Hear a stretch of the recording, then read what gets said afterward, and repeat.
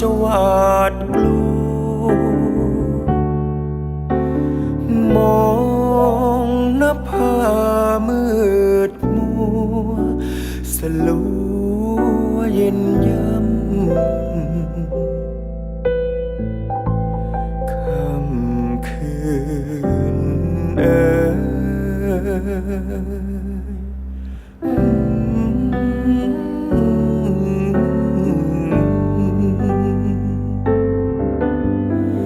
ยามหน้าผาคล้ำไปใกล้ค่ำยินเสียงร่ำคำบอกเจ้าชอบไม้ดอกเจ้าดอกขจรนกขมิ้นเหลืองอ่อนคำแล้วจะนอนไหนเอ่ยเล่านก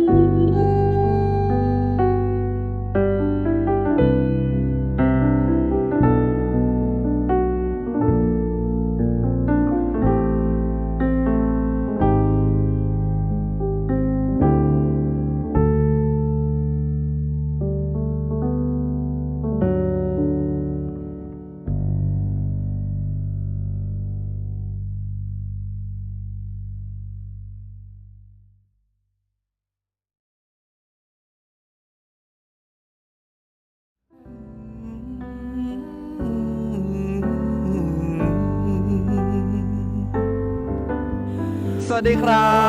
บผลงานที่จบไปนะครับผมของพวกเรา MJH นะครับก็ถ้าชื่นชอบพวกเรานะครับอย่าลืมกดปักตะไคร้สับตะไคร้ซับสไครต์พวกเราด้วยนะครับก็พวกเรา MJH ขอบคุณทุกท่านเลยนะครับผมสำหรับวันนี้ขอบคุณครับ